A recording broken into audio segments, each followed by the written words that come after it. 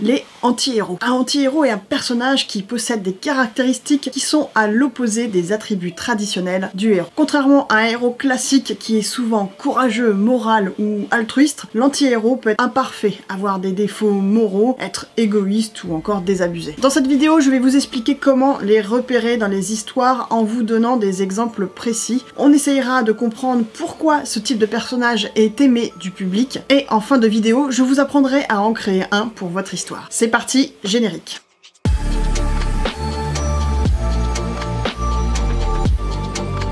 Je suis Maud Michel, auteur depuis 12 ans avec plus de 20 livres publiés dans des maisons d'édition plus ou moins connues comme Bayard, Magnard, Glénat, Paquet, etc.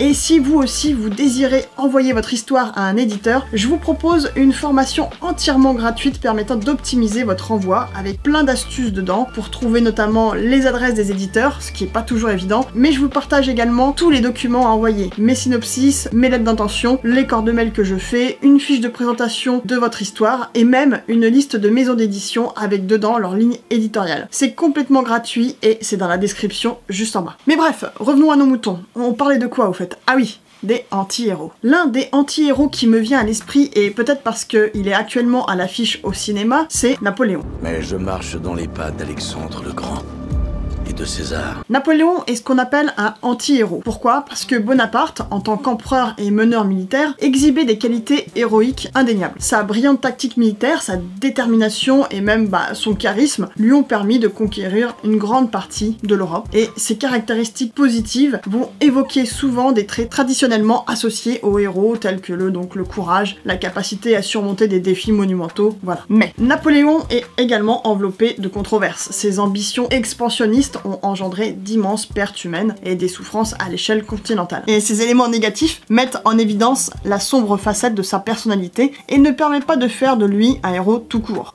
Oui, et Napoléon, c'est également le retour de l'esclavage, un droit des femmes pas très bien représenté, de la propagande, de la censure. Mais bref, un anti-héros, c'est quoi alors ? Il s'agit en fait d'un type de personnage littéraire ou cinématographique qui va se distinguer des héros traditionnels par ses qualités et ses actions qui diffèrent des normes donc habituelles d'héroïsme. Contrairement aux héros donc classiques, les anti-héros possèdent des caractéristiques qui vont être négatives, des comportements un peu ambigus, voire moralement un peu douteux. Malgré cela, ils vont jouer souvent un rôle central dans l'histoire et peuvent parfois accomplir des actes positifs, même s'ils sont motivés par des raisons personnelles, voire même égoïstes. Par exemple, on a dans Breaking Bad Walter White. Walter White, c'est un professeur de chimie qui se tourne vers la fabrication et la vente de méthamphétamine après avoir été diagnostiqué d'un cancer en phase terminale. Bien qu'il agisse pour subvenir aux besoins financiers de sa famille, ses actions le poussent à se plonger dans le monde du crime et de la violence, le transformant en un personnage complexe. Putain de trop fort! Allez, top là mon pote! Top là! Allez! Top là! Autre exemple, Dexter Morgan dans la série Dexter. Dexter Morgan est un expert en médecine légale qui travaille pour la police de Miami. Mais il mène en secret une double vie en tant que tueur en série. Et lui, bon, c'est pas n'importe quel tueur en série parce que il va cibler d'autres criminels, des criminels qui ont échappé à la justice. Sa moralité ambiguë et sa soif de justice de manière peu conventionnelle, on s'accorde, font de lui un anti-héros. Mais alors, pourquoi on les aime? Pourquoi ce genre de personnage est de plus en plus aimé par le public?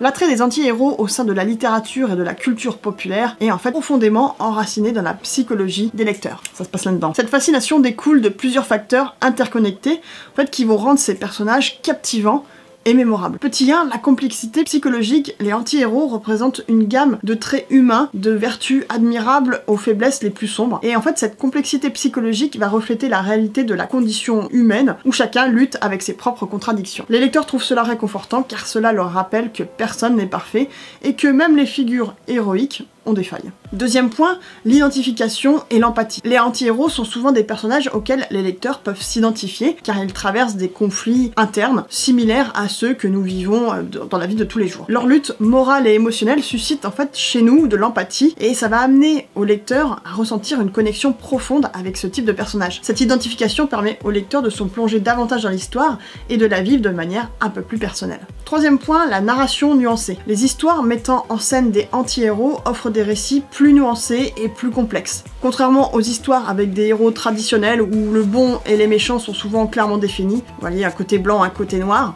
les anti-héros naviguent dans des zones grises au milieu.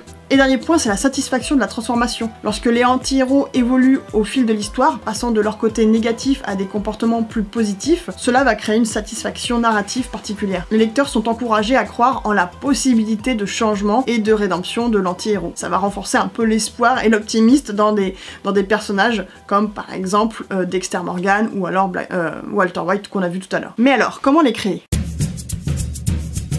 Pour créer des anti-héros authentiques, il est essentiel de combiner des qualités à la fois positives et négatives. J'ai lu quelque part que vous aviez commencé à vous entretuer en Irlande. De manière équilibrée, bien sûr. Les anti-héros captivants ont des motivations qui sont plus complexes et des faiblesses humaines qui vont les rendre accessibles aux lecteurs ou aux spectateurs. En s'inspirant de Napoléon, les auteurs peuvent construire des personnages qui illustrent des ambitions nobles, mais tout en succombant à des impulsions beaucoup moins admirables.